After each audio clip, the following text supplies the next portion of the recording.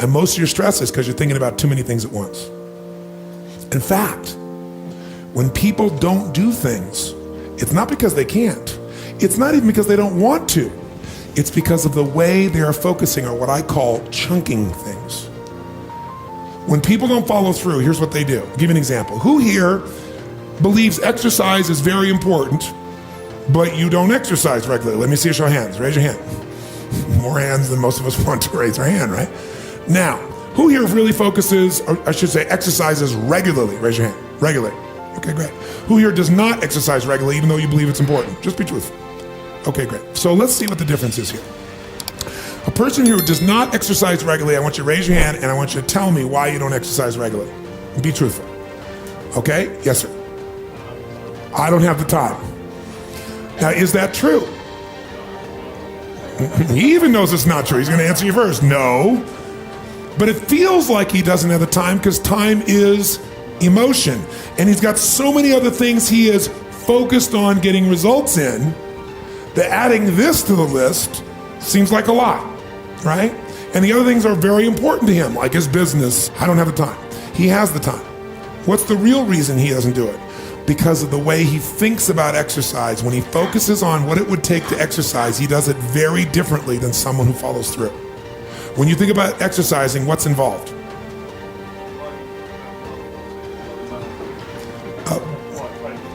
Okay, he starts thinking about, I got to get to mile 14 of the London Marathon, and that even the thought of trying to get to the 14th mile, much less the 25th mile, is like beyond my imagination right now. So he is what I call over-chunked. He's not thinking about what he wants, he's thinking about what's painful. You just saw a perfect example. He's not even thinking about victory or succeeding. So the chance of him following through on something that he associates major pain to, when he can do something else right now he can feel competent or successful at, his chances of following through are very limited. How many will follow that? Say I. His focus is on failure. His focus is on pain. That's why he isn't following through. Okay? He's also focused on the 14th mile of a marathon rather than today's workout. Which one seems more daunting to you? So when you think of what it, and here's also what he's thinking about. He's thinking about the process, not the outcome or result he wants. And when you think about what it's going to take to do something, usually it takes a lot and you're not going to want to do it. So he's overchunked himself. He's trying to eat the whale whole without taking any smaller bites. And it seems too big for him, so he says, well, I'll do it when? Later. As my Australian friends would say, later. Right? And of course, the problem with doing it tomorrow is when you get to tomorrow, tomorrow is today, and tomorrow never comes. So, and you keep promising yourself. By the way, what does this do to you emotionally when you keep breaking your own promises with yourself? Or you keep failing to do things that you know are important? Does it increase your level of certainty and confidence? No. What it does is it erodes it. And when you erode confidence in one area, believe it or not, it affects the other areas too. Do you believe me on that? Don't believe me. What about your own life experience?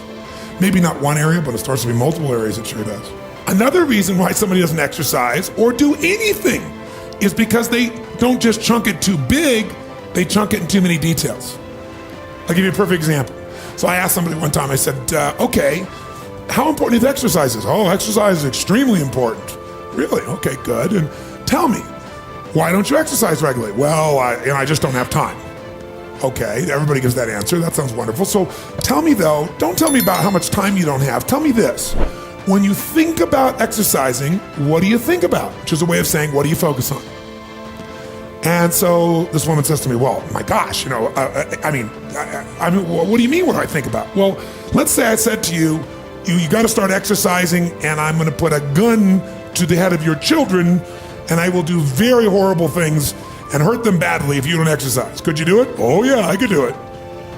You know, if some mafia person came here and said, I'm going to kill your children if you don't exercise every day, how many think you could find a way to exercise every day, no matter what your time constraints may be? So remember this. Remember this. Change is never a matter of ability. It's always a matter of motivation.